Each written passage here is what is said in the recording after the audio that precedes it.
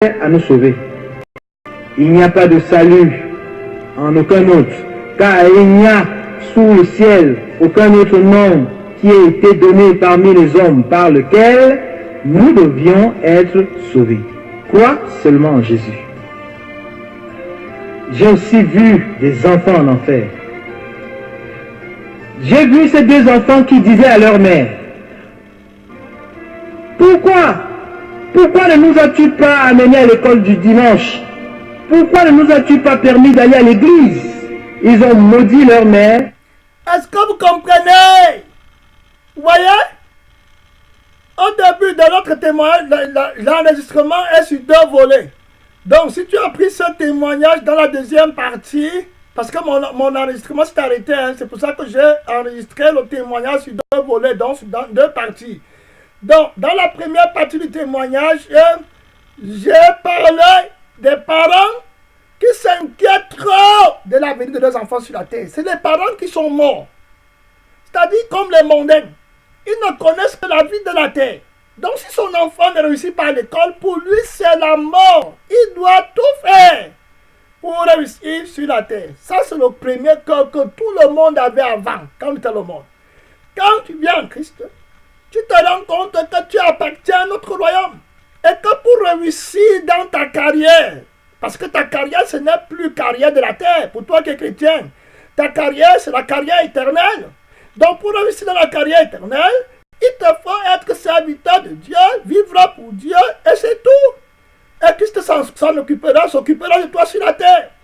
Et quand tu découvres ça, tu veux donc pour les personnes que tu aimes le plus d'abord sur la terre, en quelque sorte, qu'ils aient le même avenir meilleur.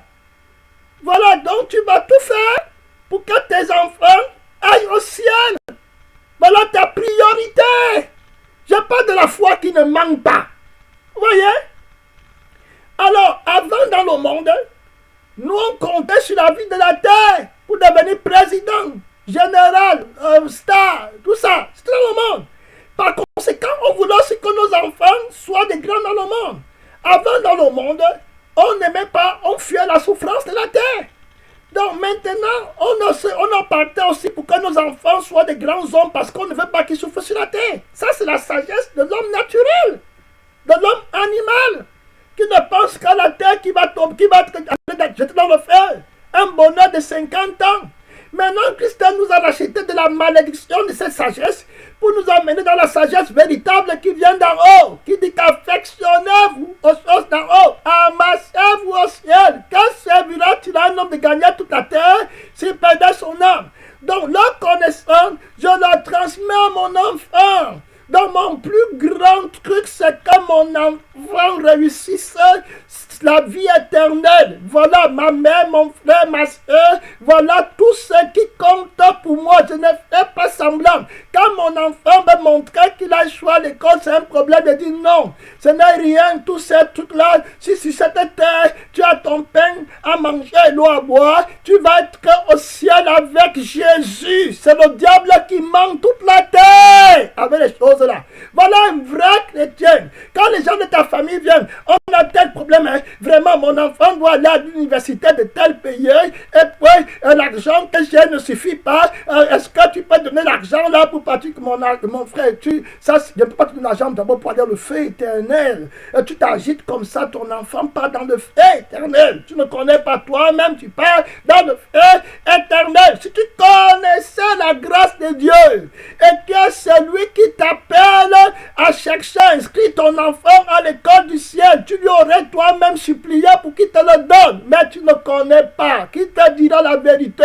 Tout le monde cherche lui-même, soi-même. C'est pourquoi nos familles meurent. Tu vas porter les fardeaux de la famille. Quel fardeau de la famille je vais porter, ma famille? C'est celui qui croit en Jésus, qui met la parole en pratique, destination pour le ciel. Je suis venu jeter l'épée dans les familles, mettre la division entre l'autre et sa femme. Celui qui regarde derrière n'est pas propre au royaume de Dieu. Souvenez-vous de la femme de l'autre, que celui qui est sur le toit ne descende pas pour prendre ce qui est sur la terre. Tu as compris, dans sa maison, c'est terminé. Tu as tout perdu quand tu appelles Jésus. Tu as compris? Maintenant, Pourquoi je dis ça? Dans le témoignage, vous comprenez deux enfants qui sont en train de maudire leur mère. Leur mère avait inscrit les enfants à l'école du monde. Oui, très clair. C'est-à-dire que quant au monde, ma mère m'aime. Mais quant à l'éternité, ma mère est une folle. Elle est une méchante. Tu vois? Maintenant, en enfer, ils maudissent leur mère. Ils sont en enfer avec leur mère, bien entendu, parce que, frère, et ils maudissent leur mère. Et dit, pourquoi tu ne nous avais pas amenés à l'école du dimanche pour fuir la souffrance éternelle? Toi, tu nous faisais fuir la souffrance de la terre à cause de ton ego. Il fallait fuir la souffrance éternelle. Voilà, très clair. La folie, c'est lui qui a dit, c'est un témoignage. Hein? Donc, vous voyez que notre folie, pour Dieu, ça a un sens. Ne soyons pas des religieux, ça ne va pas passer. Au dernier jour, tu vas voir que tu étais une folle, tu étais un fou. Aime, vis la vie de Christ. Avec la vie de Jésus. Le monde n'est pas dans le feu éternel. Il n'y a plus d'endroit pour s'abriter, pour mentir, pour tricher. Non, j'ai tout perdu. C'est terminé pour moi. En ce qui me concerne, mon avenir est parti. C'est Christ qui est mon avenir. Ce n'est pas la théorie, ça doit être la pratique. Là, voilà où tout le monde échoue. Voilà où les gens échouent en grand nombre. Il va dire, pourquoi m'appelez-vous Seigneur, ne faites pas ce que je vous demande. Il a dit ça, clair. Il dit à qui? Aux chrétiens. On écoute, c'est la deuxième partie du témoignage. Je laisse jouer. Hein. Pourquoi ne nous as-tu pas permis d'aller à l'église? Ils ont maudit leur mère parce qu'elle ne leur avait jamais permis d'entendre l'évangile. Même aujourd'hui, mon âme est remplie de douleur et de terreur quand je me rappelle de ces jeunes enfants en enfer. J'en ai vu qui sont âgés entre 12 et 14 ans. Ils étaient en train de répéter des choses qu'ils avaient faites sur terre. Beaucoup de chrétiens, dans l'ignorance, disent que les enfants ne peuvent jamais être perdus parce qu'ils sont si jeunes. Mais je voudrais vous dire que si un enfant peut distinguer le bien du mal et qu'il ne marche pas dans le chemin du Seigneur, il arrivera aussi dans cet endroit de tourment. La Bible dit ceci. Et je vis les morts, les grands et les petits, qui se tenaient devant le trône. Des livres furent ouverts, et un autre livre fut ouvert, celui qui est le livre de vie. Et les morts furent jugés selon leurs œuvres, d'après ce qui était écrit dans ces livres. Apocalypse 20, 12. Tous ceux qui peuvent distinguer entre le bien et le mal devront paraître devant le Seigneur. Rien n'est caché aux yeux du Seigneur. Nous avons continué jusqu'à un endroit qui ressemblait à un stade. Des démons se riaient des âmes perdues. Ils se moquaient d'elles et tourmentaient ceux qui avaient été créés à l'image de Dieu. Les démons coupaient les parties des corps des gens et les cachaient. Et ceux-ci étaient obligés ensuite de les chercher. Les démons prenaient un plaisir sadique en infligeant la douleur. Comme il est écrit, le voleur ne vient que pour dérober, égorger et détruire. Jean 10, 10.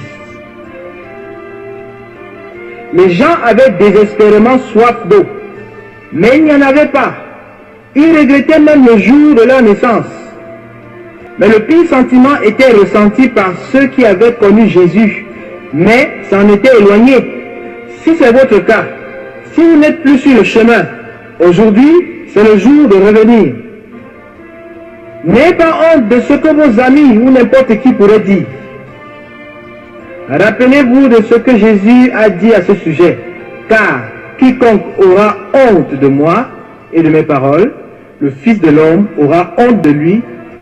Le démon de la honte a tué beaucoup de chrétiens. Quand on parle comme ça, est-ce que tu crois que c'est quelque chose que tu ne peux pas faire? Tu ne fais pas parce que tu es très orgueilleuse et tu as honte ou bien très orgueilleux. On va dire quoi? Tu vois? C'est ça le problème.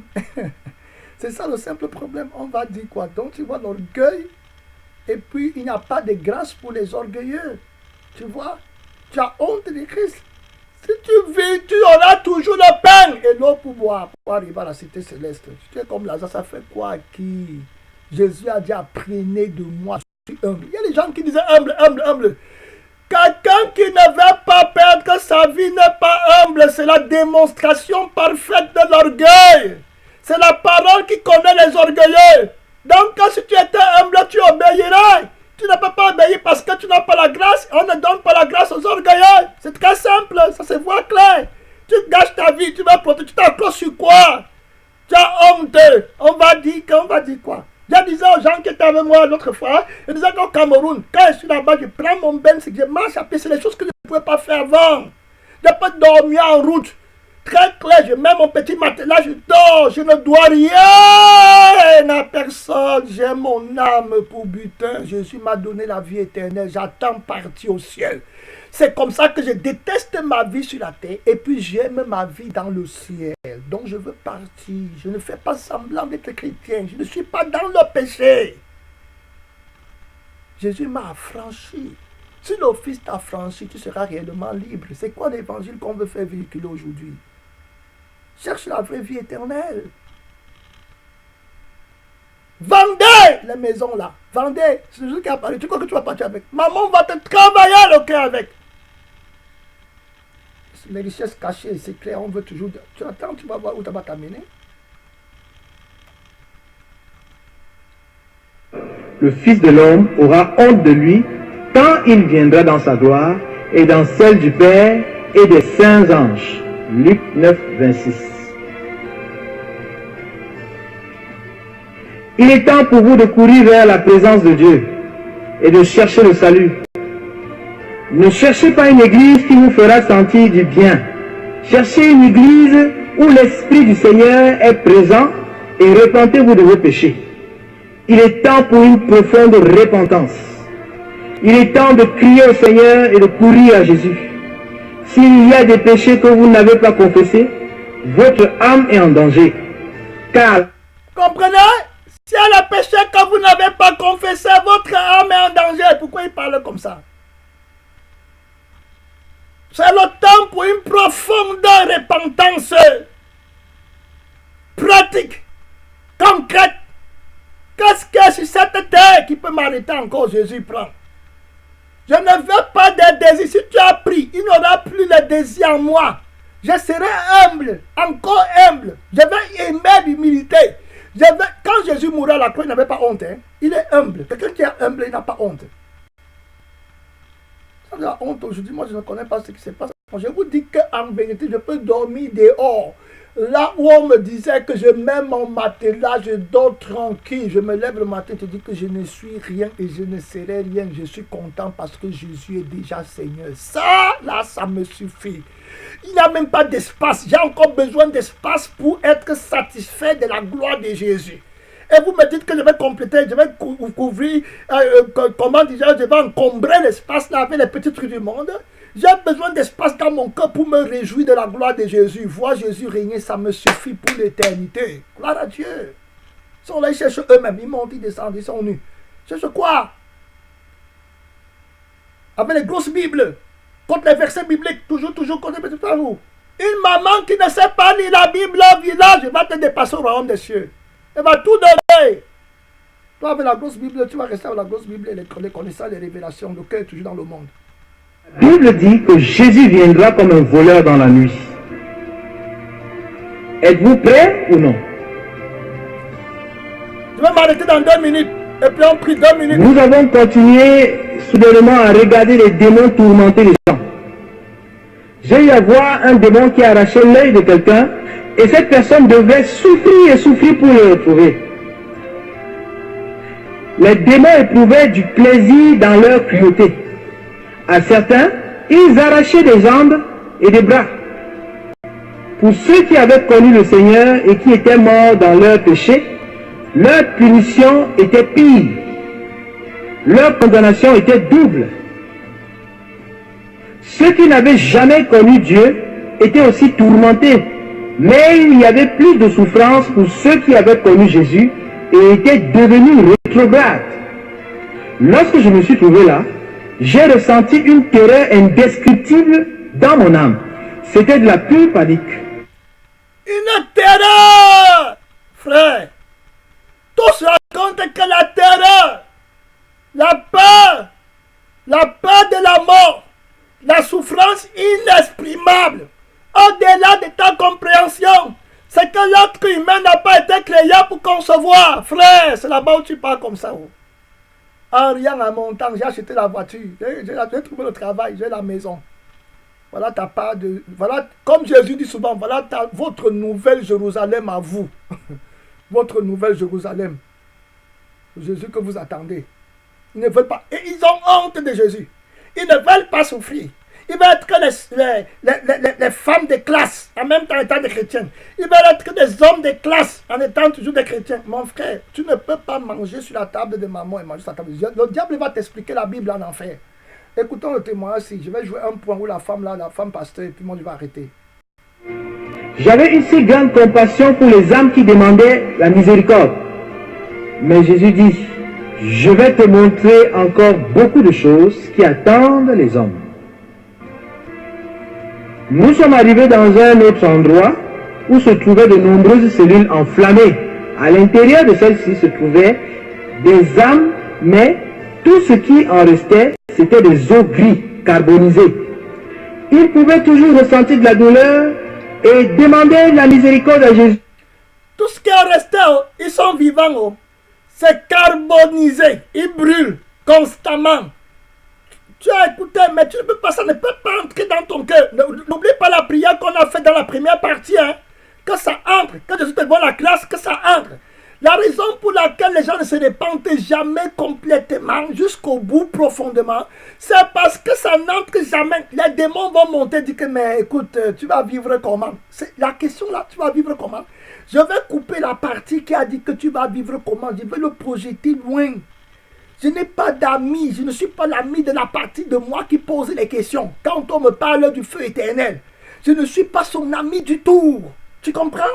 Très clair. Le feu éternel est devant toi, tu es toujours avec les petits trucs. C'est tous les jours que tu t'approches de l'enfer. Hein? C'est tous les jours. Quand le Saint-Esprit te parle, tu choisis que je vais vivre comment. Le diable monte, il dit à Dieu que ça c'est ma fille fidèle. Le diable dit à Dieu que ça c'est mon enfant fidèle. Tu n'as qu'à voir comment il résiste ton esprit. Il ne veut pas de ton esprit. Alors c'est mon enfant qui écoute mon esprit et qui boit ma vie. Il aime ma vie sur la terre. Toi-même, tu as dit que c'est quelqu'un aime sa vie, mais tu vois, il aime sa vie. Et tous les jours, il fait les choix sur la terre en fonction de sa vie. Il écoute la parole en fonction de ce qui va l'aider à aimer sa vie sur la terre. Il a tordu ta parole. Il te fait menteur. Tous les jours. Très clair. Il ne peut pas se repentir. C'est mon enfant. Il lui manque combien de temps? C'est comme ça que ça passe. Et puis après, tu te retrouves dans le feu éternel. Tu crois que les autres sont là-bas comment? Ils se trompaient par les faux raisonnements. Pendant qu'ils passaient devant eux, j'ai compris que ces gens avaient autrefois été à l'église. Certains avaient même prêché la parole de Dieu pendant leur vie. Certains avaient même chassé les démons et parlé en langue. Mais maintenant, ces chrétiens se retrouvent ici parce qu'un jour, ils avaient décidé de quitter les voies de Dieu. Quand on dit ça, les chrétiens, parler en langue, chasser les démons, faire les mains, ce n'est pas un problème. Jésus a prophétisé Matthieu 7, 21. Beaucoup me diront, on a prophétisé, fait les miracles, chasser les démons, parler en langue, faire tout. Jésus dit que tout ça, ce n'était pas ce que je t'avais demandé de rechercher. Rechercher la sanctification. Retirez-vous de moi, m'a dit. Quand on dit que ceux qui sont carbonisés là, ce sont les gens qui ont déjà fait les 4000 ans. Frère, compte. 5000 ans dans le feu. Parce que le diable t'avait séduit. Comment je vais vivre sur la terre? Tu n'as pas lu l'histoire de Lazare? Lazare n'avait même pas les pains pour manger, même sur la table, même les chiens étaient mieux que Lazare. La peau, les ulcères étaient sur lui. Il aimait Dieu, il espérait à la Nouvelle Jérusalem pour aller être avec Jésus. Voilà les secrets de Christ, voilà l'évangile de Christ que tu dois lire.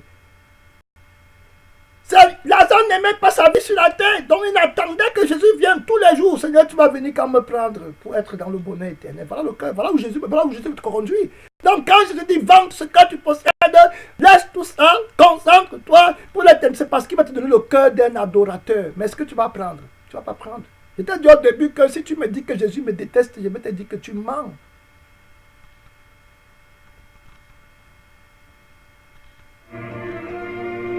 J'ai même vu la route vers l'enfer. Le Seigneur dit, regarde cette large route. J'ai vu une route sur laquelle marchait une multitude de chrétiens. Ils portaient même des Bibles. J'en ai vu qui priaient et d'autres qui chantaient des louanges. J'ai vu le chemin étroit de Dieu qui bifurquait sur la droite. Mais les chrétiens continuaient d'avancer tout droit vers l'enfer. Vous comprenez? C'est ça que j'appelle l'enseignement pratique. C'est ça que tu fais. Tu vois, tu fais les mêmes choses que les gens qui sont en enfer aujourd'hui faisaient quand ils étaient sur la terre. Ils comprenaient comme tu comprends. Et puis décidaient après la prédication que non, moi je vais continuer comment je continuais. C'est ça qu'il est en train de dire. Il parle maintenant de ceux qui sont sur la terre. Donc il y a la route de bifurcation. Ce que tu entends ici, c'est la route de bifurcation. Et toi, rocailleux, pourquoi tu dévis? Mais tu refuses, tu fais le débat, tu vas délibérer. Et tu vas encore réatterrir. Et tu t'attends seulement aux frères là, les faux frères, qui disent l'évangile, je suis sauvé parce qu'il parle en langue, il fait les miracles, il a les dons. Attends, tu vois jusqu'à ce qu'ils vont ça. Tu as écouté ici où ils partent. Hein? Et puis Jésus a dit dans la parole. Donc tu vas bientôt dire que Jésus est un menteur. Il faut écouter. Jésus expliqua. Ils mènent une double vie. Ils ont deux vies. Une dans ma maison de prière et une autre dans leur propre maison. J'ai dit, mais Seigneur, ces gens louent ton nom. Jésus me répondit, oui, même quand ils pleurent, crient et me disent de bonnes choses, ou à propos de moi, leurs cœurs sont remplis d'adultère, de méchanceté, de mensonges, de tromperie, de haine, de racisme, d'amertume, de mauvaises pensées. Comprenez tout ce que Jésus compte là? Amertume, mauvaise pensée, il n'est pas dans ça, oh. C'est ton péché. Quand on chante souvent, enlève mon péché, ce n'est pas la blague. Quand on dit, pour me garder, Jésus est tout puissant, la force est en Christ, ce n'est pas la faiblesse qui est en Christ, c'est la force, frère. Pour enlever le péché, c'est là où tu vas savoir que Jésus est fort. On est dans la problématique, c'est le Jésus qui enlève le péché. C'est là où tu vas savoir. David dit que si tu m'aimes, je saurai que tu m'aimes si mes ennemis ne triomphent pas de moi. Alors les ennemis, c'est qui? C'est ceux qui veulent que je pêche pour aller dans le feu éternel. Les démons qui marchent contre moi, qui attaquent la sanctification. Donc si je les ai vaincus, ça veut dire que j'ai l'amour de Dieu dans mon cœur. Il faut écouter le témoignage. Hein?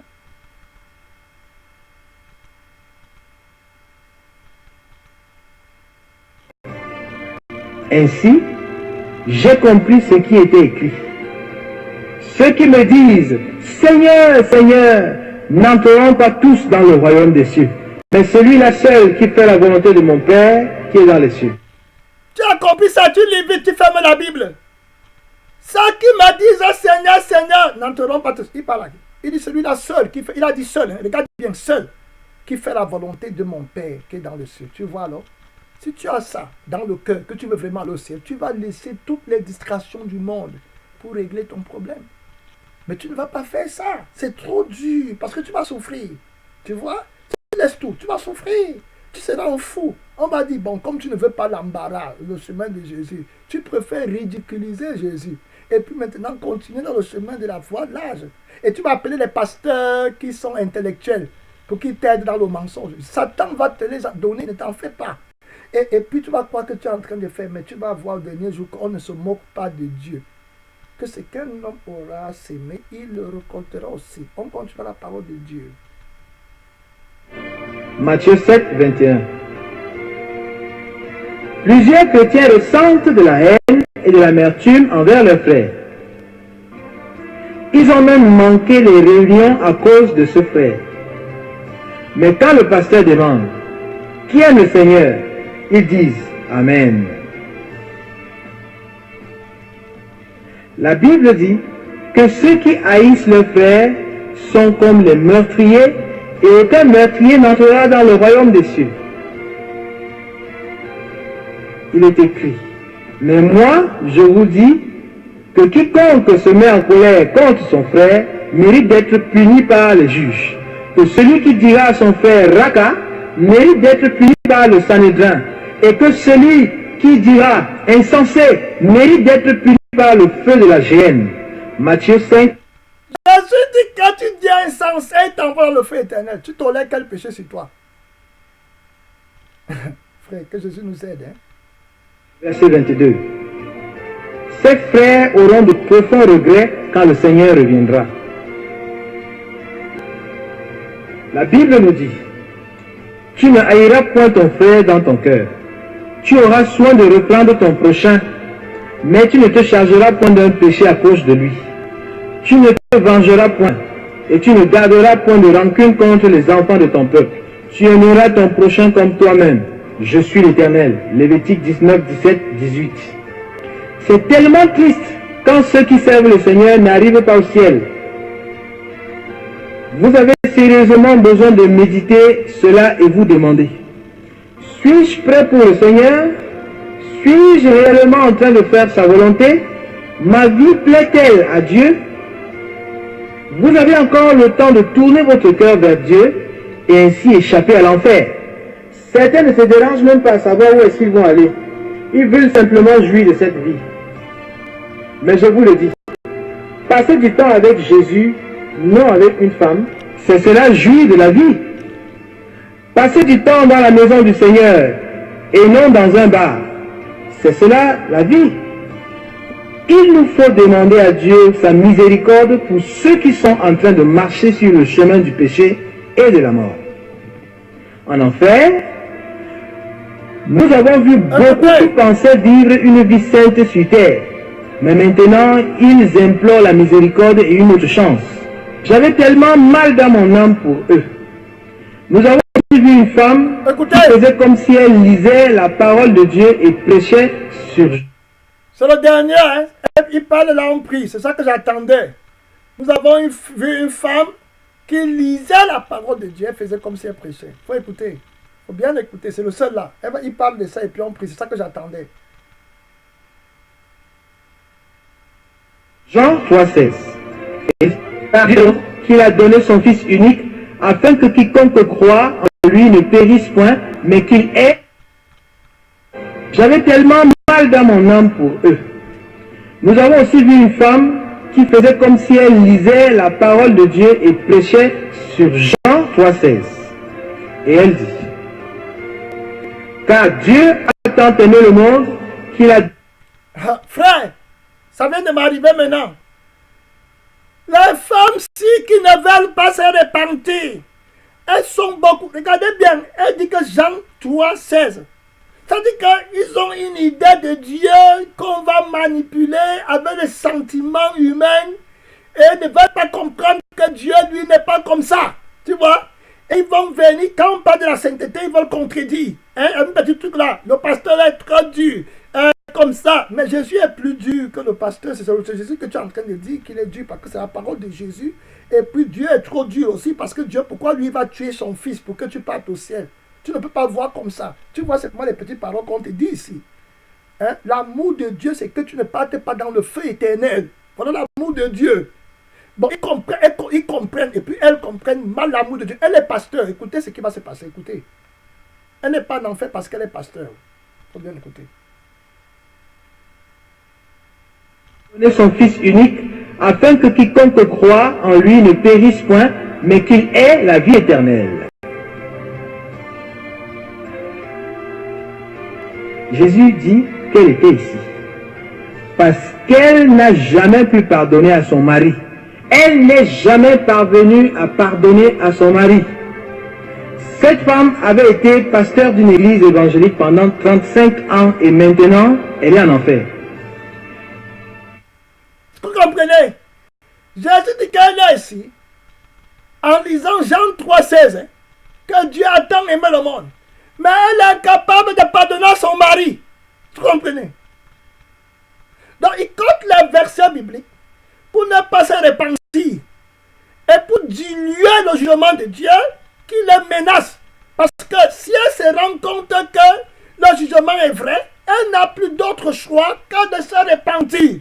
et de dire que j'arrête. Donc, obligé de se mentir derrière un amour faux qu'elle se fait dans ses illusions et qu'elle associe à la lettre de la parole. Et c'est ce qu'elle faisait sur la terre. Dieu a tant aimé le monde, mais où est l'amour de Dieu dans ton cœur pour pardonner à ton mari? Elle est pasteur. Depuis 35 ans, elle prêchait, elle n'a pas réussi à pardonner. Hey, frère, que tu détestes dans ton cœur. Tu sais pourquoi c'est comme ça? Parce que tu n'as jamais accepté que tu as tout perdu sur la terre. Tu vois?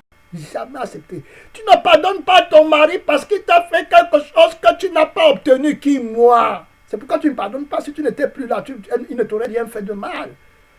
Tu as trop mal de ce qu'on te fait parce que tu veux toujours, tu vis encore. Donc tu es condamné par la loi.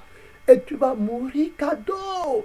On ouvre les micros, on va prier. C'est une minute de prière. Pas long là, c'est terminé. On a pris trop de temps, mais c'était bien. C'est là où je voulais en venir. On va prier 1 minute, c'est terminé. Tu vas parler à Dieu pour toi-même. C'est Dieu qui t'a parlé. Tu vas parler à Dieu pour toi-même, pour ta famille, pour tes enfants, pour toutes les erreurs que tu es en train de commettre. Prendre le temps de Dieu pour mentir que tu aimes la famille, que tu aimes les gens, alors que tu les envoies en enfer. Dieu t'a appelé pour les aider pour la vie éternelle. Ce n'est pas pour le ventre. Aide-les pour la vie éternelle. Voilà, c'est ça qu'ils veulent voir. C'est ça qu'ils veulent connaître. On va prier, Père Tout-Puissant, mystère de Dieu. Mon Père, tu m'as parlé, de crainte de Dieu, de mal de parité, profondément, parle à Dieu, tu dois déjà, réveille-toi, oui, c'est à toi que Dieu parle, le frère éternel, les chrétiens, pas tes frères, aujourd'hui, beaucoup de chrétiens, parlent dans le frère éternel, que Dieu t'aide, l'amour de l'argent, de moi, oui, la religion, tu dois quitter, celui le monde, devant le ciel, aie pitié de moi, Jésus, aie pitié, Seigneur Jésus, Seigneur Jésus, Seigneur Jésus,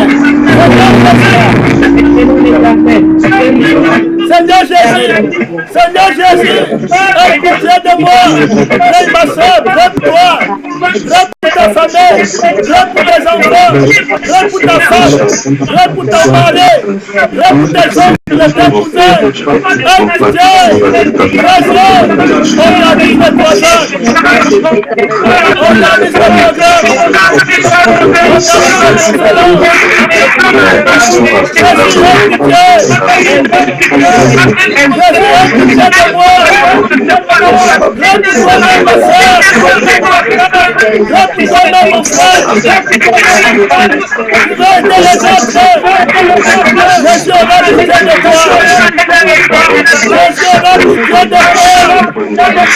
la dépendance profonde de ta Jésus veut. Jésus veut. Oh, alléluia. Jésus veut.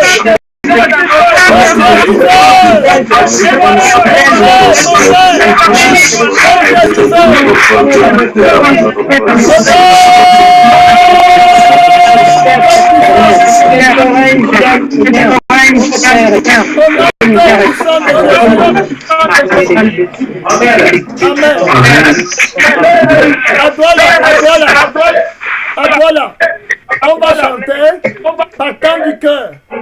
Comme tu veux, Seigneur, comme tu veux, sur cette terre, pas ce que je veux, mais comme Jésus veut. Voilà ce qu'il a dit, celui-là qui fait la volonté de mon Père. On va chanter, comme Jésus veut. Voilà, comme Jésus veut. Dans ma vie, c'est ce qui compte, pas comme je veux. Allons-y, mes frères. Merci, Seigneur. On va s'arrêter. La louange est là, trouvez ça dans les frères, s'il vous plaît. S'il vous plaît, trouvez la louange là. Et jamais, rien ne m'empêche de dire comme tu veux, Seigneur, comme tu veux. Voilà, on vous attend. Merci beaucoup.